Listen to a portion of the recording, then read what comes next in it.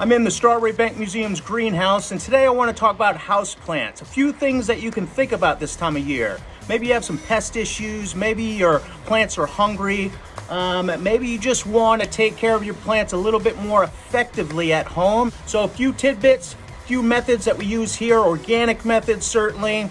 Let's get into it. Now, geranium is a good example of a great houseplant. They actually overwinter.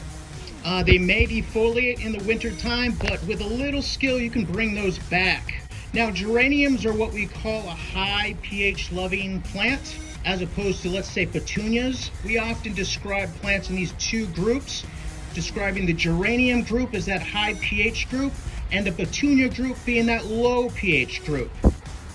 Now, Gardenia is a great plant, but it often has nutrient deficiencies sometimes if you're not feeding it well enough, or the pH is off, or insect issues. And I'm going to show you one issue we're having with this one that we're dealing with organically, and I'll give you some methodologies behind those recipes. Now, Gardenia is absolutely beautiful this time of year and very fragrant. Now let's start with nutrient deficiencies on this one. If you can notice, these leaves are a little bit yellow. We call this interveinal yellowing. This is often a signal of micronutrient deficiency of manganese and magnesium. So there are certain packets that you can buy to actually add micronutrients to the soil, but that isn't necessarily the thing you want to do. Is it pH? So when pH fluctuates, certain micronutrients are not available for the plant. It might be an instinct to really feed this plant at this point, but I'm pretty positive that if we just lower the pH, those micronutrients that are already in the soil will be then more available for this plant. Now, beyond its micronutrient or nutrient deficiencies, this plant is having an issue with a very, very common greenhouse pest, and sometimes in your home, the aphid.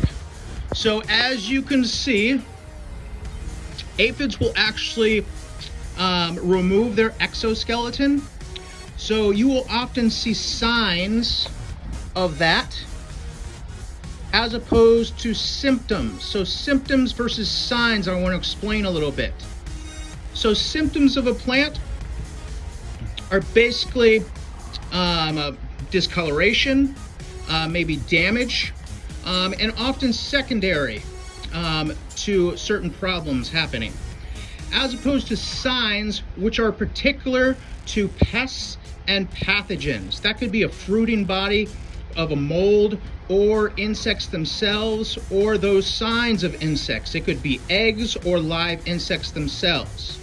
Now, currently, we're using organic sprays to combat this. And we often traditionally use Cornell mixture and a few other things. Now, it's still debated whether the Cornell mixture, which is a combination of olive oil, baking soda, and usually organic soap. We usually use Dr. Bronner's peppermint soap. It works very well. Very similar to the products that you will find called insecticidal soaps. And those soaps basically smother these types of insects so they don't breathe well. So that really manages these types of problems.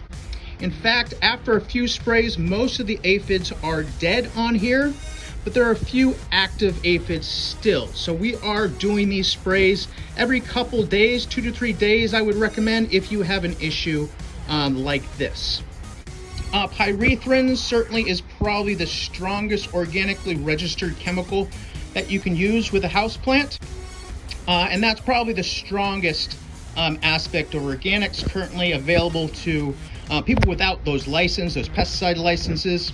Now, beyond the insecticidal soap part of that recipe, we are targeting fungus as well, and that's more associated with that baking soda. A lot of people will use sulfur sprays organically to combat molds. Very important to think about how your soil is draining appropriately. As you water, you want water to come out the bottom of your pot. So selecting your pot is extremely important. Okay, sometimes when you go to a garden center or you're selecting your pots, sometimes the pots do not have drain holes. This is geranium, really, really cool. but you want to make sure you have a drain hole. So definitely make sure things are draining well, okay? Or you might want to consider modifying your soil. All right, next example is Lamium. So really cool plant. It's actually very aromatic, nice foliage. Let's test this out. Very heavy, soil looks pretty wet. I don't know if this is drying out very well, but we can certainly check the root system to see if it's nice and healthy. The most important thing is actually what's happening below the surface. That's contributing to what you see on the top. Whether that's how healthy the foliage are, how big or how abundant your fruit and flowers are. So everything underneath the soil is affecting the top of the plant. So don't just focus on the top of the plant, okay? Really cool rule of thumb is just checking your root system and your soil. You can often see the health of your roots, and certainly if your soil is compact or maybe your roots are root bound. And so every now and then, give it a shot and check your root system, and it's very simple. You wanna, and certainly larger houseplants are a little bit tricky.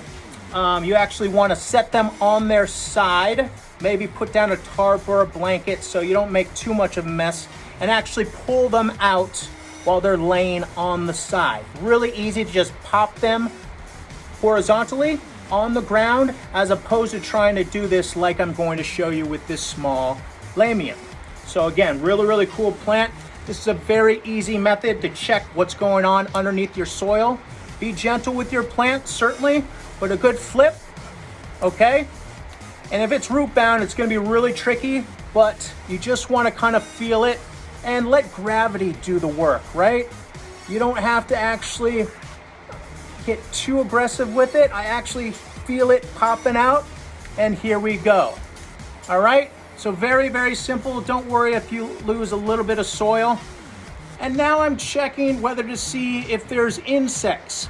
If the soil is evenly distributed with things that will create air spaces like perlite and vermiculite. Keep in mind, vermiculite has clay in it, so it absorbs a lot more moisture, keeping your soil wetter for longer periods of time. So we usually like to use perlite. So you can actually see a piece here that I just pulled out, but let's get a little bit closer here. And you can actually see particles of perlite in here already, and that allows spaces to accumulate and sustain within your soil, allowing airspace to be created, okay? So if your plants are not drying out, sometimes it's nice to amend your soil in your pots. This works outside as well, but certainly for houseplants, it's essential. Now we're also looking for healthy roots, new roots, for instance. That's a signal of health and growth, okay? Without new roots, nice and white, nice and healthy, you're not getting the appropriate chemistry, okay? You're not creating the system that's ideal for your plants. So brown roots and black roots, not good. There are exceptions with certain types of plants when old storage roots are developed, but with this, we're actually looking for new roots, which I see a few here and there. Now, if you're noticing that roots are not getting to the bottom, sometimes you have a saturation issue, okay? If your plants are sticking in water for too long, your roots will actually look for air spaces. So sometimes you'll find those signals. Where are the roots going? Are they black and dark at the bottom and nice and white up top? More air up here, more water down here. So managing your water, essential for managing the health of your houseplants. All right, so if your plants are small enough, give them a pop every now and then. Certainly to just check your root system. Maybe you have some bugs in here. If not, double checking is always good. Remember, what's going on down here is a lot more important that's going on up here. Well, I hope you enjoyed the show. We'll bring more programs like this. If you have any questions, curiosities, let us know in the comments section. This is Strawbery Banke. Hope everyone is doing well in these challenging times. See you soon.